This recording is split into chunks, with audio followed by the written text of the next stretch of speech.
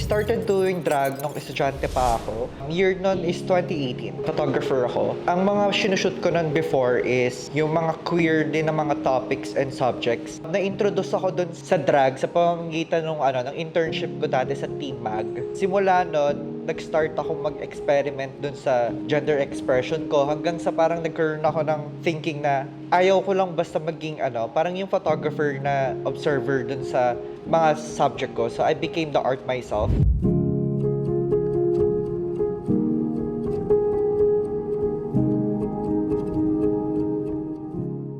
Initially, sumali ako ng Mudrakel. It's kind of like a mother-daughter drag show. So that's kind of like my first introduction to drag. But I don't actually consider that as my start. So I would consider Savvy's start just like a month ago. Kasi I feel like that's when I realized who Savvy is and who the character is.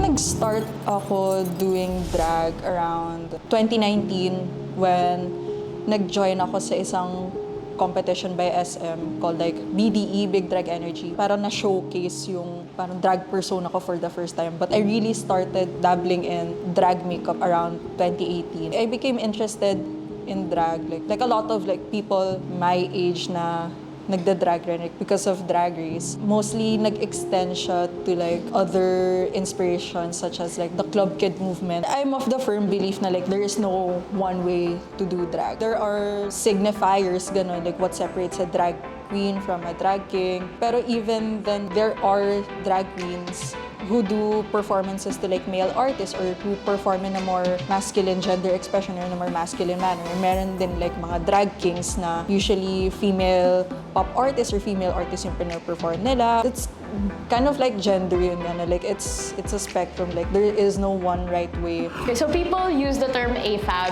queen for cis women who do drag, but over time, it's kind of changed how it's perceived in the community. So before, it used to be bio queen and then that was erased. And then now it's AFAB queen and then that's also being kind of like argued about whether it's an okay term or not. Personally, I prefer hyper queen because it's kind of like a hyper feminized version of who I am out of drag. The kind of drag that I'm doing is alternative. Ang gusto kong tawagin talaga sa kanya is Filipino alternative drag. Yung Filipino alternative drag is iba siya dun sa nakikita nating mainstream drag kasi there's an intent na mag-subvert dun sa kung ano yung norm. Kumbaga, yung intention mo to always do something different and to make something new. My drag, in one word, is lesbianism. That's not really something you see on TV. So everything about my drag, the references, the numbers, the looks, all of it, it's basically pulled from sapphic culture. It's not just a woman dressing up as a woman. It's kind of like celebrating femininity and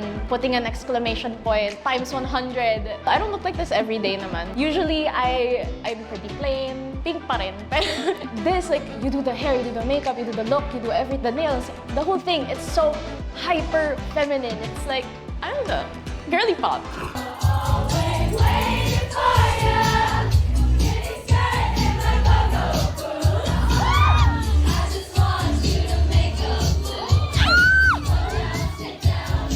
Yung mga performances ko, ang sabi daw nila parang it's always different. You don't know what to expect.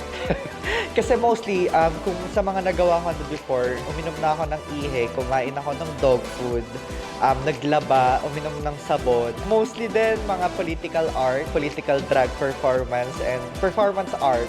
And most recently, mga obnoxious campy yung mga ginagawa ko.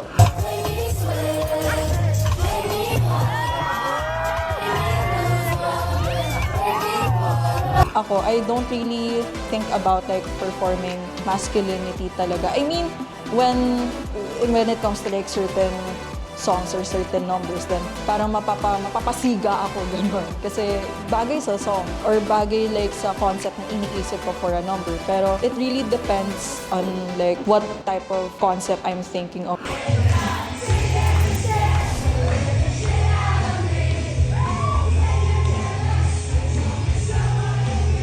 Drag is the art form of gender and expression. Kung noon, it is used to impersonate women. Ngayon kasi, Marami na tayong iba't ibang klaseng drag queen. Meron na rin tayong mga hyper femme queens, meron tayong mga drag kings, and meron din mga drag queens na genderless, and meron mga drag queens na monster, alien. Ngayon, for me, yung drag, it's something na hindi na lang siya para maging babae, hindi maging lalaki. It's something na you can be anything, you can be anyone. Yung drag kasi isa siyang platform. Sabi nga nila, di ba, parang with great power comes great responsibility with great platform. Kailangan din, maingat tayo dun sa lagi nating sinasabi. Imbis na makatulong ka na nga dun sa conversation, makakadagdag ka pa na magkaroon ng disinformation, lalo na sa panahon natin ngayon na maraming fake news. We have the privilege and the opportunity to like be heard. The most that we can do with that is to challenge like yung mga bigotry or i-challenge yung discrimination na minorities face, like not just the LGBT community but like other marginalized communities. As a hyper queen, people don't want me here, but I'm here. Isn't that in itself like a statement? Personally, I have this responsibility to represent and represent well. I'm always optimistic and I'm always hopeful na people who have bigoted or ignorant views will change their minds. Ganoon naman talaga kapag may something new na hindi gagap ng isip natin. Normal yun na magkaroon ka ng reaction na you don't feel good about it. It's okay, it's valid. Pero what's not good is hindi mo itatry na intindihin yung bagay na yun. Just because you don't feel natural about it, you don't feel comfortable about it, it doesn't mean na mali yun para sa ibang tao. I hope drag in the future can be more inclusive and intersectional. There's so many types of drag and we're putting our focus in just the glam and the comedy, and I feel like in the future we should shine a light on all of the types of drag and all of the types of people who are doing drag. Drag is for everyone, and like that's what's so fun about drag.